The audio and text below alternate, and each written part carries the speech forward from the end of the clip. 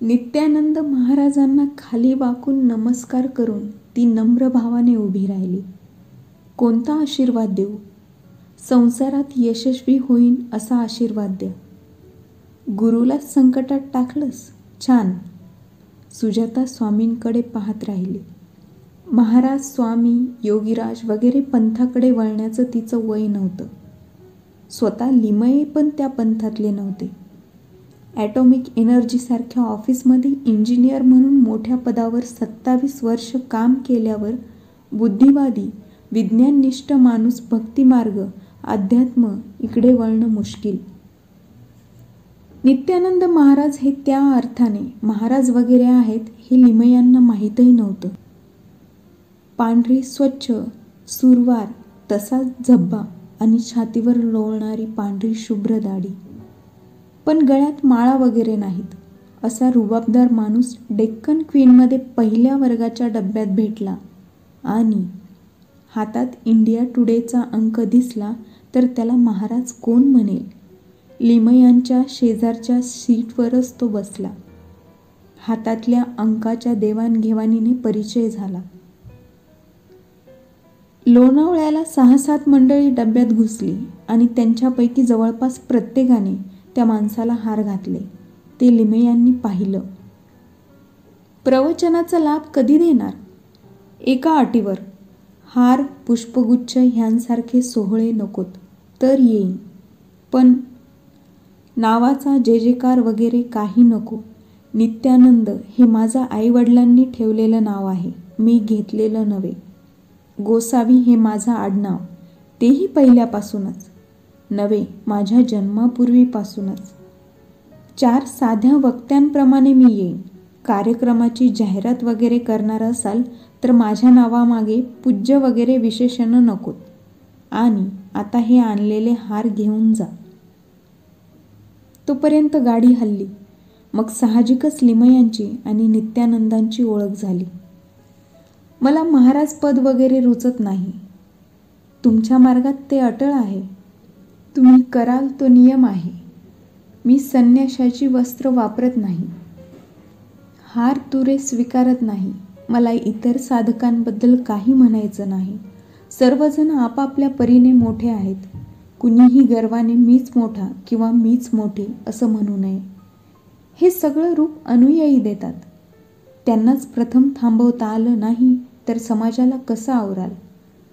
समाज मना इतकं अंध, निर्बुद्ध म्हणून दुबळं असं कुणी नाही. म्हणूनच बहुसंख्य माणसांना बुवा हवा असतो, नाहीतर युनियन किंवा पक्षनेते. यावर उपाय? बेदम कष्ट. ज्यांच्यापाशी बुद्धिमत्ता आहे त्यांनी मेंदू शिनवावा. ज्यांच्याजवळ आरोग्य आहे त्यांनी शरीर राबवावं. मानवाजवळ 2च गोष्टी असतात, बुद्धी आणि शरीर.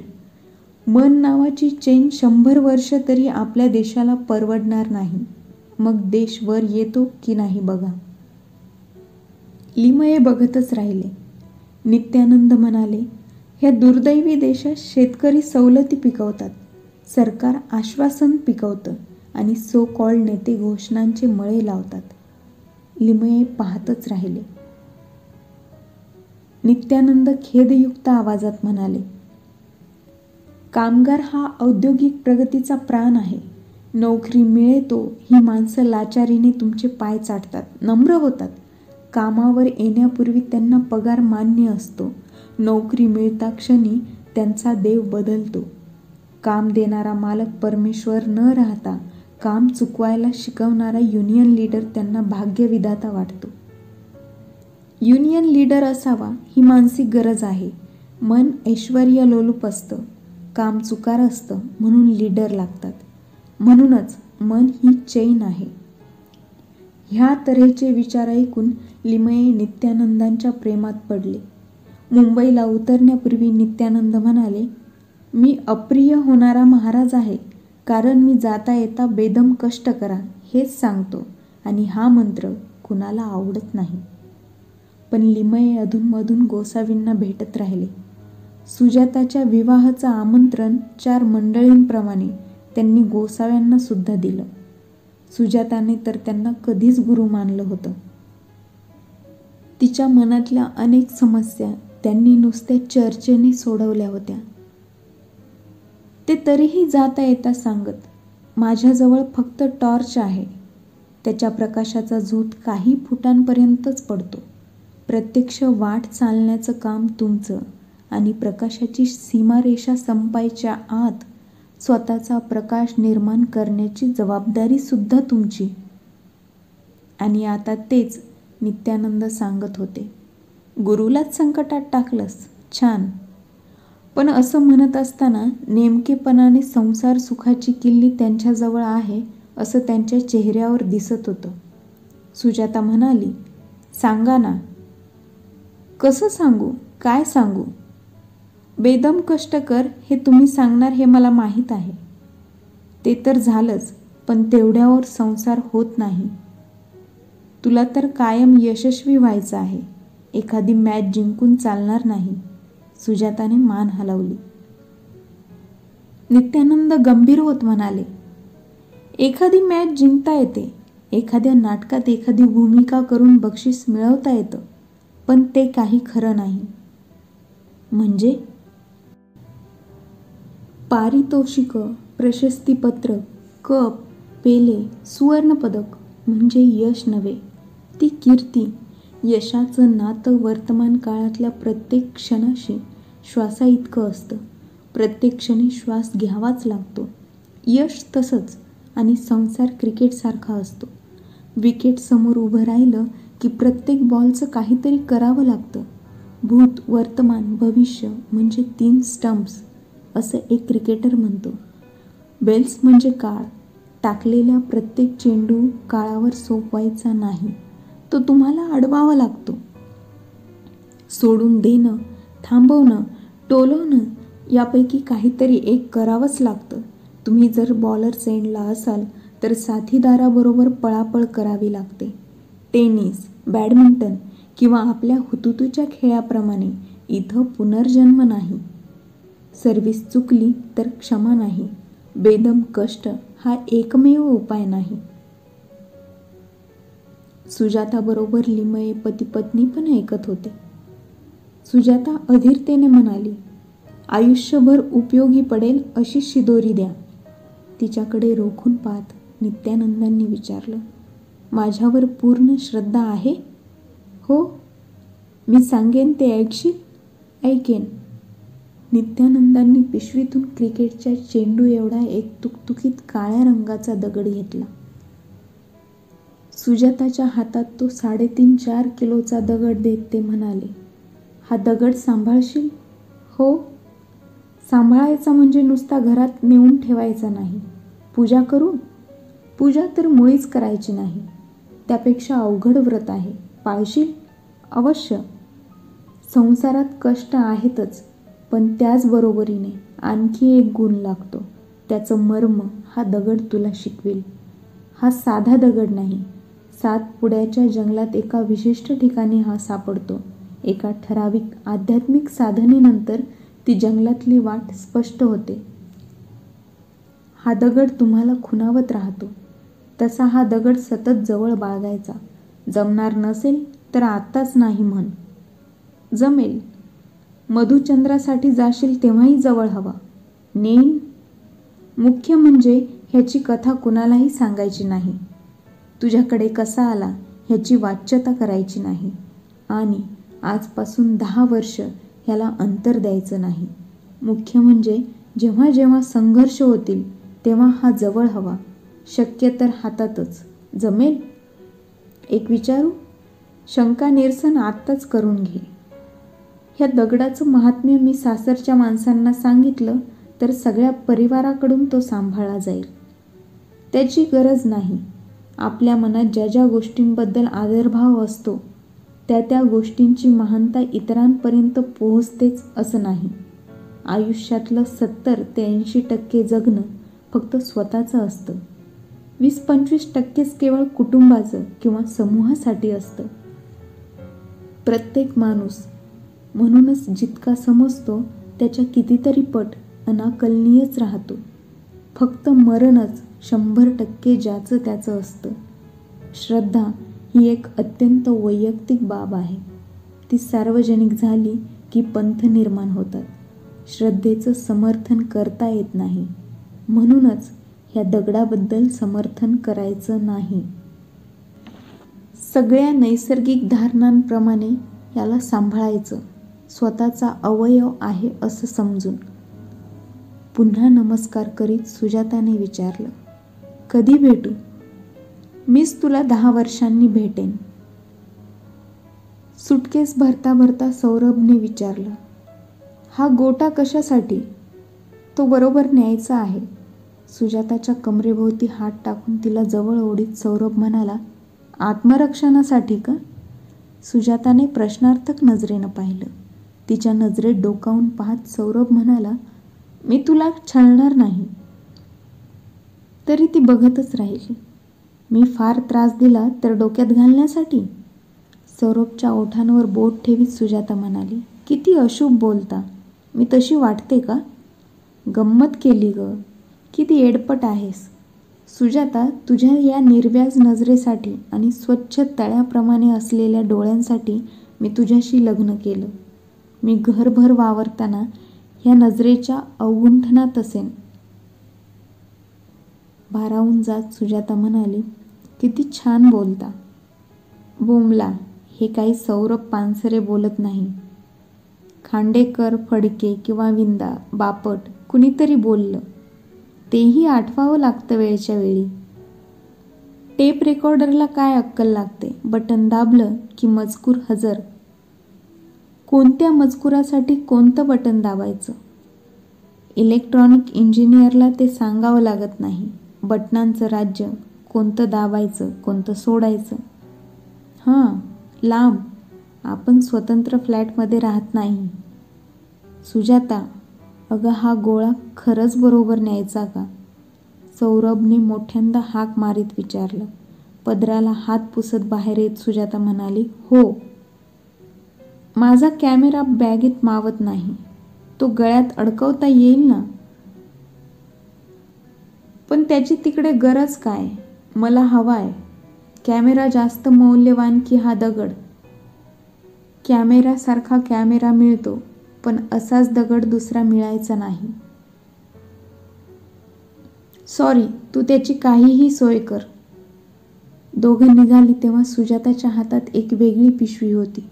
चौकस सासूने चौकशी केली तेव्हा सौरभने परस्पर उत्तर दिलं, तिचं काहीतरी फॅड आहे. नुकतंच ABCD करायला लागलेले शांतनूने म्हटलं. FAD fad, SAD sad, MAD mad, LAD. Sujata विलक्षण चिडली. पुढच्या क्षणी तो दगड कसला हे तिला जाहीर करावंसं वाटलं आणि तेच करायला बंदी होती. सौरभ, तुला त्रास होणार असेल तर बायकोला ती पिशवी इथंच ठेवायला लाव. सुजाताने काकुळतीने सौरभकडे पाहिलं. मी तुमचं आयुष्यभर काहीही ऐकेन, पण आता मला हे ऐकायला लावू नका, असं तिने नजरेनं विनवलं. तिच्या त्याच डोळ्यांवर, नजरेवर सौरभ पागल झाला होता. तो आईला म्हणाला, तिला ती पिशवी हवीच आहे तर राहू दे. कुपेत हवा तो एकांत मिळाला. लग्न झाल्याबरोबर जी पहिली वहिली संधी मिळते, त्या क्षणी जे जे होतं ते सगळं प्रणयाराधन झालं. स्पर्शाने मोह फुटला. सौरभ बेभान झालाच होता, तरीही सावध असावा. सुजाताचं मन आता तिच्या कह्यात नाही, ह्या जाणीवेने तो सुखावला. बाईसुद्धा पुरुषासाठी पागल होते हे दर्शन गौरवास्पद होतं. पण नो, नॉट नाव. तिने तो दगड का घेतला हे काढून घ्यायचं. रतिसुखापेक्षाही अहंकार श्रेष्ठ. तिच्या पापण्यांचं चुंबन घेत ओठातल्या ओठात पुटपुटत सौरभने विचारलं, एक विचारू? तू संपूर्ण माझी ना? ती जास्त बिलगली. आपण एकमेकांपासून कधी काही लपवायचं नाही. सगळं सांगायचं. तो दगड कशासाठी घेतलास ते सांग. अगदी ह्या क्षणी तुमच्या डोक्यात दगडाचा विचार आहे? सुजाताला थोडंसं लांब करीत सौरभ तिच्याकडे पाहत राहिला. कुपेतला मंद निळसर दिव्याचा प्रकाश आता तिच्या चेहऱ्यावर पडला होता. सुजाताच्या गोऱ्या पान अंगकांतीवर निळा जिलेटिनचा कागद लावल्याचा सौरवला भास झाला. त्या अंधुक प्रकाशात तिचे मोकळे सोडलेले केस जास्तच काळे दिसत होते. त्या केसांकडे पाहत तो म्हणाला, तुझ्या माझ्यात काही खाजगी असता कामा नये. प्रसंगातून पळवाट शोधायची म्हणून सुजाता म्हणाली, सगळं सांगेन, आत्ता ह्या क्षणी हा विषय कशाला. हातातल्या पिशवीकडे पाहत सासूबाईंनी आठ्या घालत विचारलं, तो दगड आहेच का अजून. सुजाता गप्प बसली. हातातला तुकडा दोघांवरूनही उतरवून टाकीत सासू सौरवला म्हणाली, गाडीतून फेकून द्यायचा ना तो जाताना. मला तो विषय नकोय आल्या आल्या. 4 दिवसांच्या वास्तव्यात सगळ्या आनंद सोहळ्यात सौरभने अनेकदा तो विषय काढला. सुजाताने काही सांगितलं नाही. सुजाताचं लक्ष नसेल असं समजून सासूबाईंनी पुन्हा तो विषय काढलाच. सौरभ वैतागून म्हणाला, जाम पत्ता लागू देत नाही. तिला केव्हा तरी ते सांगावंच लागेल. ह्या घरी नांदायचं आहे आयुष्यभर, हे तिने लक्षात ठेवावं. ह्या गुरुवारी तुझ्या विवाहाला 10 वर्ष पूर्ण होतात. शब्द दिला त्याप्रमाणे मी भेटावयास येत आहे. सगळ्यांना नमस्कार. नित्यानंद गोसावी. एका साध्या पोस्टकार्डवर एवढाच मजकूर. आपल्या लग्नाचा वाढदिवस आपण विसरलो, कसं शक्य आहे. सुजाताने कॅलेंडर पाहिलं. 24 तारखेला अजून अवकाश आहे. वाढदिवस तिथीने आहे का. शक्यता आहे. गोसावींसारखी व्यक्ती तिथीच लक्षात ठेवणार. रात्री जेवताना सुजाताने सहज विचारलं, या गुरुवारी कोणती तिथी आहे हो. मला काय माहीत. मला कधी पंचांग वगैरे बघताना पाहिलंस का लग्न झाल्यापासून. निलिमा म्हणाली, आई बाबांना तर आषाढी एकादशी कधी असते तेही माहीत नसतं. त्या दिवशी नाही का त्यांनी एकादशीला मटण खाल्लं. नोकरीवाला माणूस फक्त कॅलेंडरवरचे लाल चौकोन लक्षात ठेवतो. तो लाल रंग कुणाच्या पुण्यतिथीचा तेही तो पाहत नाही. सुजाता गप्प राहिली. मनात म्हणाली, कोणती का तिथी असे ना त्या दिवशी तिथीपेक्षा अतिथी महत्त्वाचा. का आज मध्येच तिथीची आठवण. 6 वर्षाचा आशुतोष पटकन म्हणाला, बाबा त्या दिवशी आईच्या लग्नाचा वाढदिवस आहे.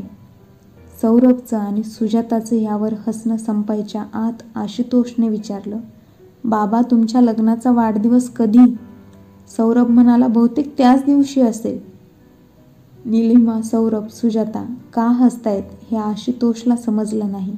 निलिमा म्हणाली, तू आईच्या त्या पिशवीतला आहेस. आशुतोषने निलिमाच्या मांडीवर डाव्या हाताने चापट मारली. जेवताना मारामारी करायची नाही. मग ती का मला दगड म्हणते. जाऊ दे, आपण लक्ष द्यायचं नाही. दगड म्हटलं की दुर्लक्ष करायचं. सौरभच्या बोलण्यावर सुजातानेही दुर्लक्ष केलं. तिने सांभाळलेल्या दगड ह्या विषयाबाबत मौन पाळायचं, दुर्लक्ष करायचं ह्याची तिला सवय झाली होती. ती आताही गप्प राहिली. सौरभही न बोलता जेवत होता. दुर्लक्ष करायचं असं तो म्हणाला, पण त्याच्या मनातून तो विषय गेलेला नाही हे सुजाता जाणून होती. तिने दगड सांभाळला होता, सौरभने विषय. पूर्वी संघर्ष व्हायचे. आता तो गुम्यासारखा तास तास गप्प राहतो. मध्येच त्याने आशुतोषला विचारलं, वाढदिवसाचं तुला सांगितलं कुणी. निलिमा मध्येच म्हणाली, आईला पत्र आलंय. हो का ग, बोलली नाहीस. पुढची प्रश्नमंजुषा टाळण्यासाठी सुजाता जेवता जेवता उठली. तिने गोसावीचं पोस्टकार्ड सौरभच्या पानाजवळ आणून ठेवलं. रात्री बेडरूममध्ये गेल्यावर सौरभने विचारलं, हा कोण नित्यानंद गोसावी. गुरुवारी ओळख करून देईन ना. तुझा दोस्त दिसतोय. सुजाता हसत म्हणाली, तसं समजा. इतके दिवस होता कुठे ते मात्र माहीत नाही. असं कसं होईल. जे आहे ते सांगितलं. जे आहे तेच सांगितलं नाहीस. तुझा हा स्वभाव मला नवीन नाही, तसं समजा. सुजाता मोकळेपणी हसून म्हणाली. सौरभ आतल्या आत दुमसत राहिला. बोटात बोटं अडकवायची आणि सोडून घ्यायची. हा त्याचा बेदम संताप आल्यानंतरचा चाळा सुरू झाला. 10-15 मिनिटं तो हे असं करतो. सुरुवातीला गुंतवणं, सोडवणं हे तो हळूहळू करतो. नंतर हीच हालचाल विलक्षण वेगाने सुरू होते. 10-15 मिनिटं हा चाळा करून झाला की तो बोलायला लागतो. ह्या सगळ्यातून सुजाताने स्वतःशीच असा तर्क केला होता की बोटं गुंतवणं म्हणजे कोणत्या तरी समस्येला प्रारंभ झाला. बोटं सोडली ह्याचा अर्थ ती समस्या सुटली. गती वाढली की समस्या जास्त फाटे फोडत आहे, कन्फ्युजन वाढवत आहे. त्यानंतर सौरभ ते सगळं थांबवतो आणि बोलायला लागतो.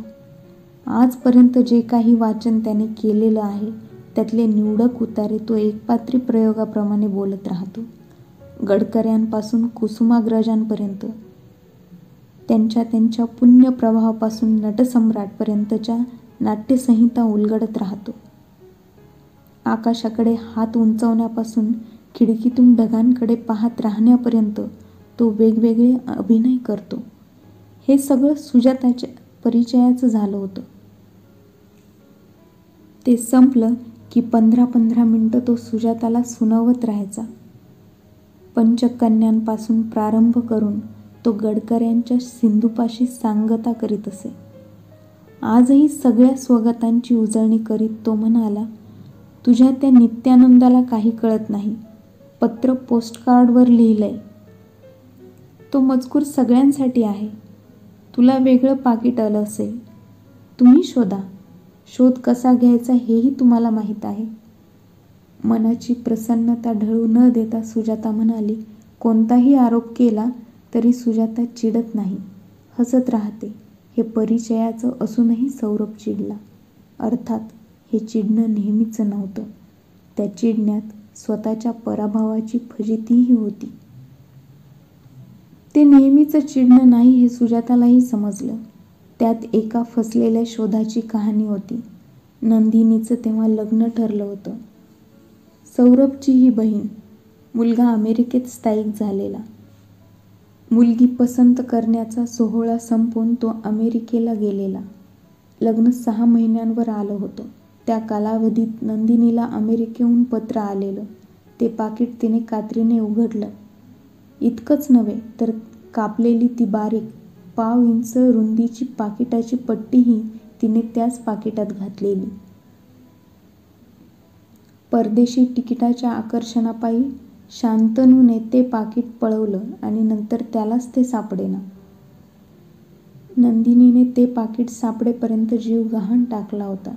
रात्री ती जेवायलाही येईना तेव्हा जेवण बाजूला ठेवून सगळेजण त्या पाकिटाच्या मागे लागले. पत्र महत्त्वाचं. पाकिटात काय आहे एवढं? सौरभने त्रासून विचारलं. शांतू म्हणाला, मावशीला स्टॅम्प्स हवेत. पाकीट सापडल्यावर त्यात ती कापलेली बारीक पट्टी आहे की नाही तेही नंदिनीने तपासलं. सौरभ हसू लागला. तेव्हा नंदिनी म्हणाली, भावनेचा प्रश्न नाही. पाकिटाच्या ह्या कापलेल्या पट्टीत कसली भावना? सौरभने हेटाळणीच्या स्वरात विचारलं. त्या क्षणी नंदिनी म्हणाली, हिम्मत असेल तर त्या दगडी गोळ्यामागे कसल्या भावना आहेत ते तुझ्या बायकोला विचार. ते ती सांगत नाही. मग शोधून काढ. ठिणगी ठिणगीच असते. ती कुठे पडते ह्यावर तिचं अस्तित्व टिकतं. पाण्याच्या पृष्ठभागावर पडते की ज्वालाग्राही साठवणीच्या गोदामात. माणसाचं मनही जलाशयाप्रमाणे शीतल आहे की स्फोटक वस्तूचं गोडाऊन आहे ते ठिणगीशिवाय समजत नाही. संशय, स्पर्धा, द्वेष, मत्सर, क्रोध अशी नाना रूपं ठिणगीला धारण करता येतात. मन इंधनाने तुडुंब भरलेलं असेल तर ठिणगी उग्र रूपाने जगते. मला एकदाच विश्वासात घेऊन सांग, त्या दगडाच्या मागे काही नाजूक भावना आहेत का? सौरभने विचारलं. तुमची शपथ, तसं काही नाही. माझ्या अगोदर कुणी आयुष्यात आलं होतं का?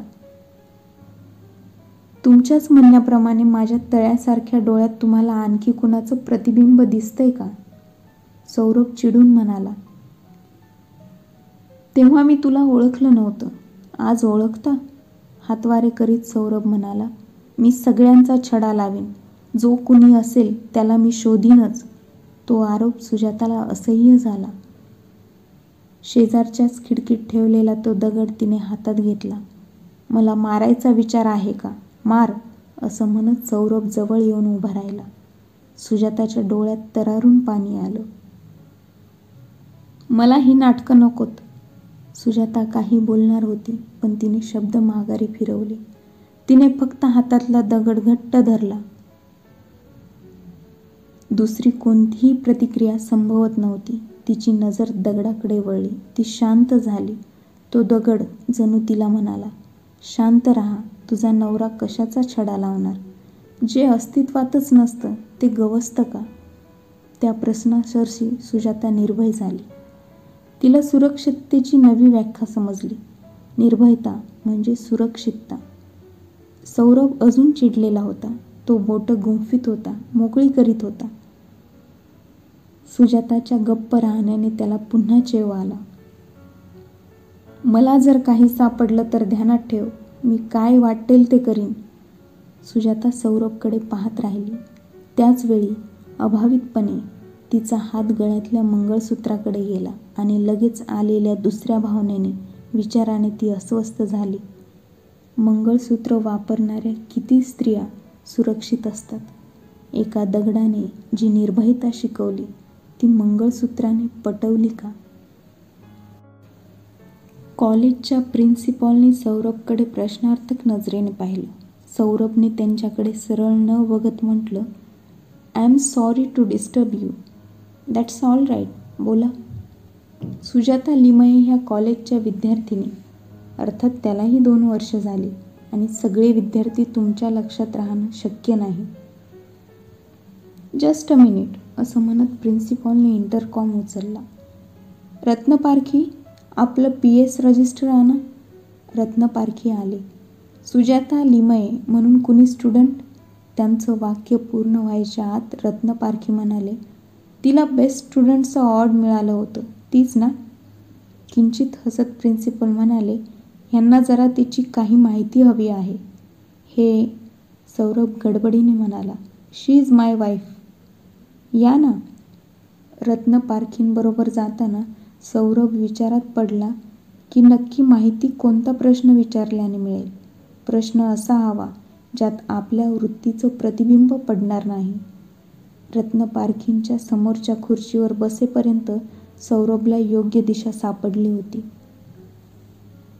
संशयासारखा गुरु नाही, निरसनाची वाट तोच दाखवतो. बोला. राठोड नावाचा कुणी मुलगा ह्याच कॉलेजात होता का? रजिस्टर पाहून रत्नपारखी नकारात्मक मान हलवीत म्हणाले, का? आपण ह्याच कॉलेजचे, असं त्याने पत्रात लिहिलं होतं. बरं, त्याचा सुजाता लिमयेशी काय संबंध? मला त्या माणसाला धरून पिटायचं आहे. तिच्या संदर्भात त्याने जे लिहिलंय. रत्नपारखींचा बदलणारा चेहरा पाहून सौरभ गप्प बसला. ते काहीतरी बोलतील असं त्याला वाटलं. ते फक्त पेपरवेट फिरवीत राहिले, पण त्यांचा चेहरा खूप गंभीर झाला होता. त्यांनी बाळगलेली शांतता सौरभला पेलवेना.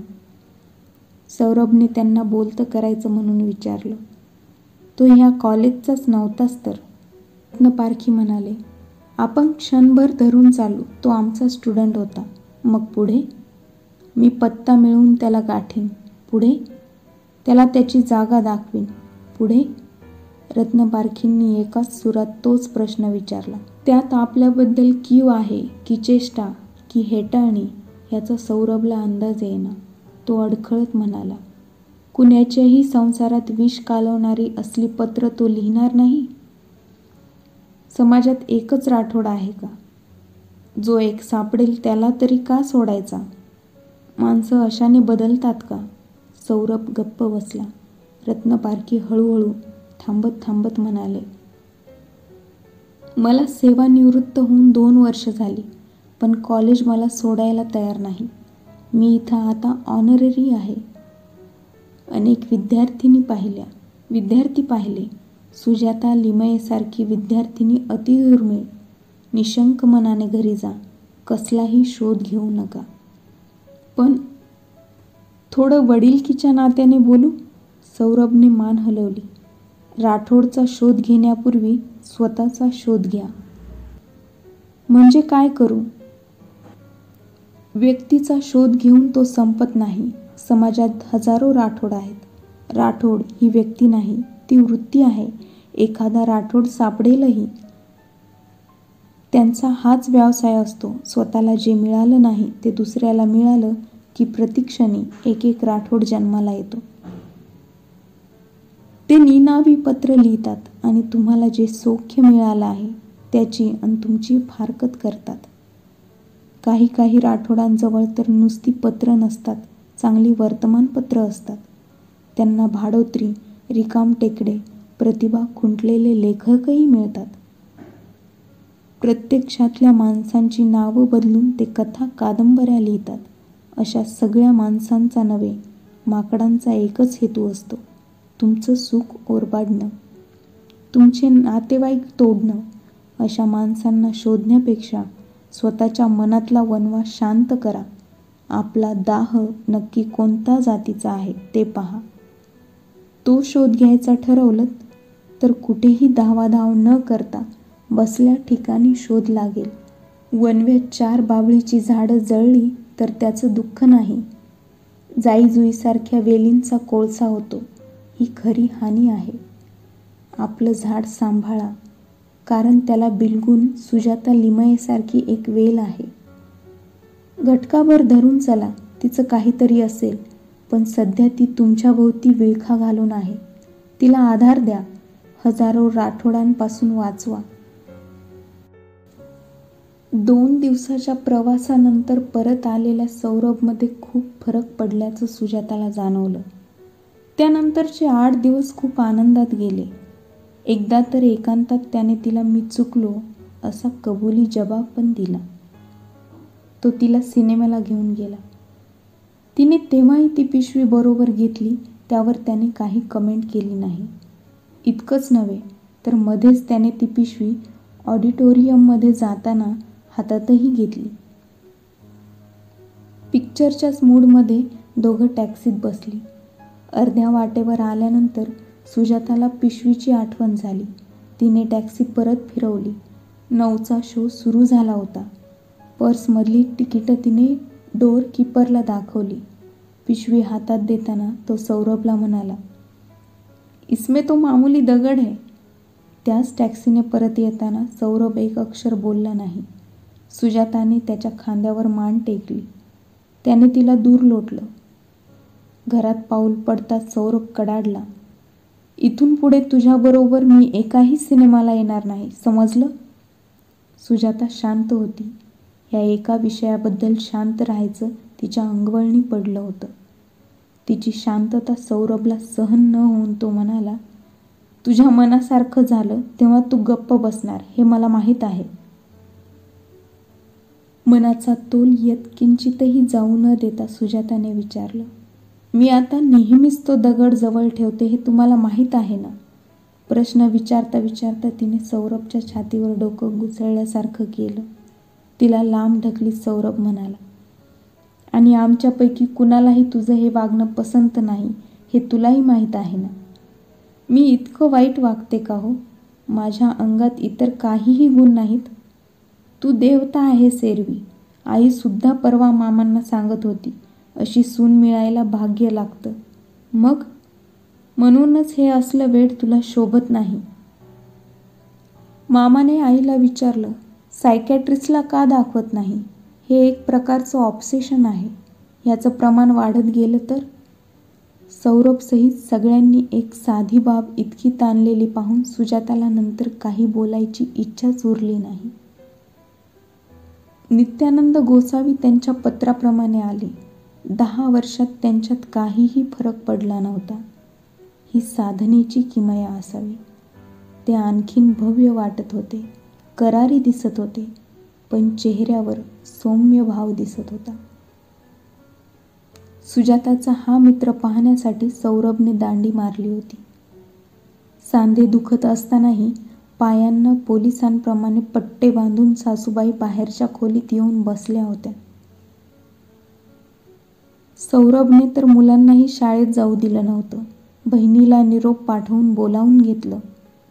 भावाला फोन केला होता. आल्या आल्या नित्यानंद म्हणाले, आज तिथीने तुमच्या लग्नाला 10 वर्ष होतात. सुजाताने सगळ्यांचा परिचय करून दिला.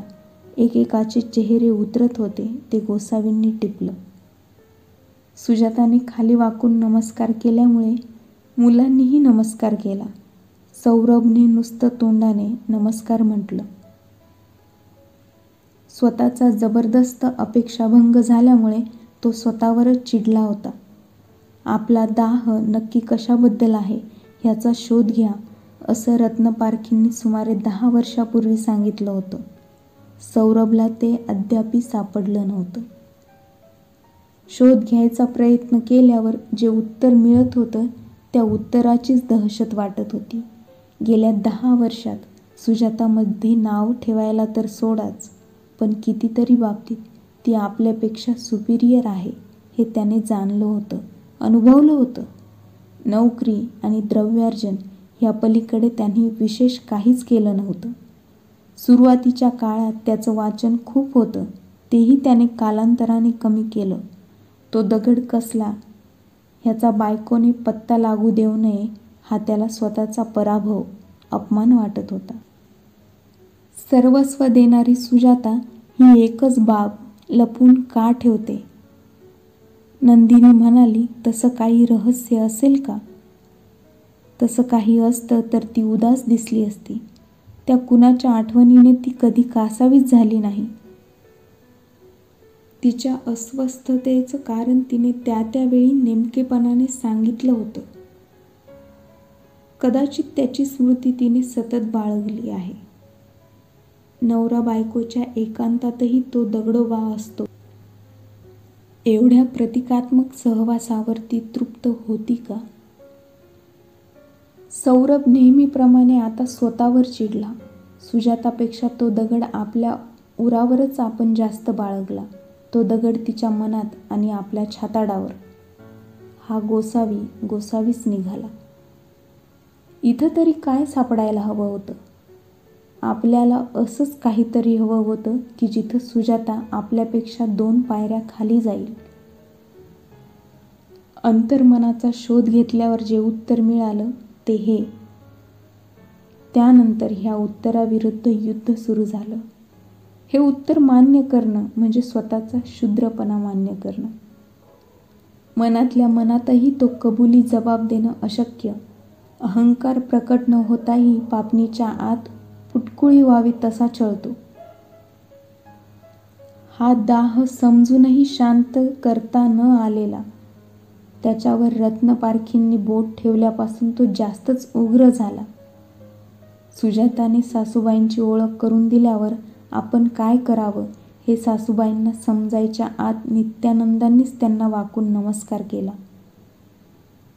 संकोचात सुद्धा कुठेतरी एक आनंदाची सर सासूबाईंना झोडपून गेली. आमची ठेव सांभाळली आहे का? नित्यानंदांनी असं विचारताच त्यांना उत्तर न देता सुजाताने तिची पर्स आणली. नित्यानंदांची ठेव तिने त्यांच्यासमोर ठेवली. ती ठेव सांभाळण्यासाठी तिने जेव्हा मोठ्यात मोठी पर्स विकत आणली तेव्हापासून सौरभ त्या पर्सचा उल्लेख सूटकेस असा करीत असे. ते तिला आत्ताही आठवलं. नित्यानंदांनी विचारलं, कशी आहेस? एकदम आनंदात. ह्या वस्तूचा काही त्रास? मुळीच नाही. मी निर्भय झाले. आणखीन? आणखीन काही नाही. तुम्ही बसा, मी सगळ्यांसाठी चहा आणते. चहा करता करता सगळ्या आठवणी पिंगा घालू लागल्या. नित्यानंदांना काय काय सांगणार? साळसूट चेहरा करून वावरणाऱ्या सौरभच्या ह्याच भावाने संधी साधून एकदा खांद्यावर हात ठेवला. आपला हात टेबलावरच्या दगडाकडे गेल्यावर तो मागे सरकला.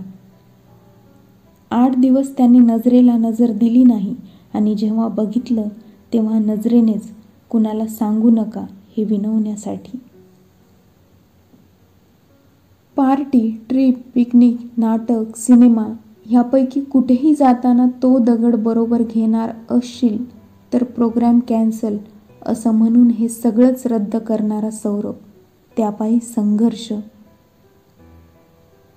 कोणत्याही विषयावरून घरात वादविवाद, चर्चा, संघर्ष, भांडण झालं तर त्याचा संबंध आणि शेवट ह्या दगडापाशी करायची सगळ्यांची रीत.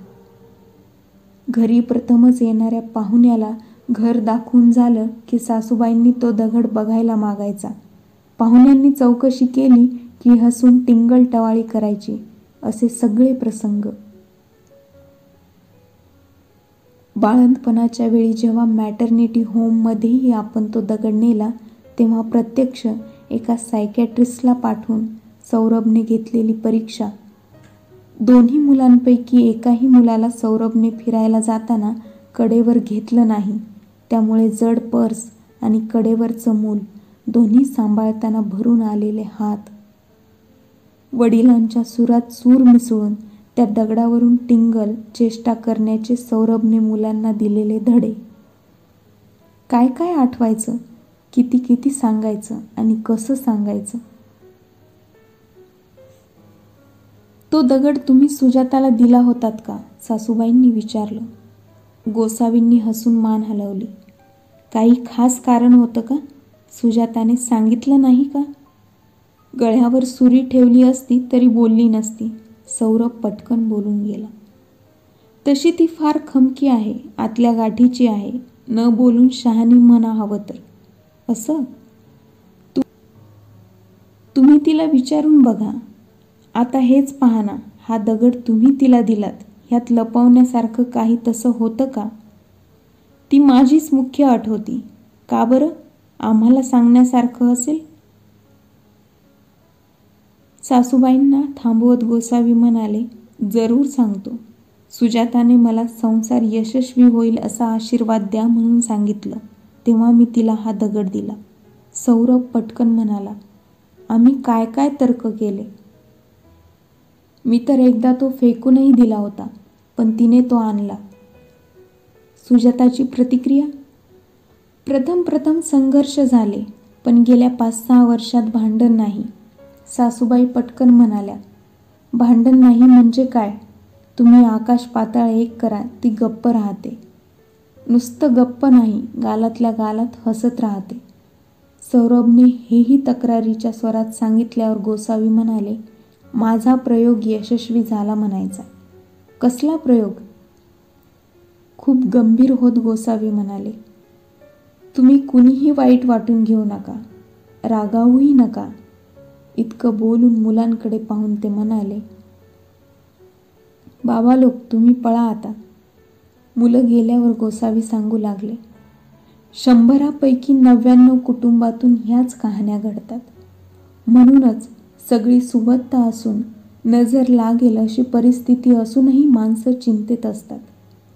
थोडा वेळ थांबून सौरभ आणि सौरभच्या आईकडे आळीपाळीने पाहत नित्यानंद म्हणाले, घरात संसारात येणाऱ्या नव्या व्यक्तीकडे म्हणजेच सुनेकडे बघताना सून किंवा बायको किंवा वहिनी म्हणा, भावजाई म्हणा, जे नातं असेल ते प्रत्येकजण एक इमेज तयार करतो.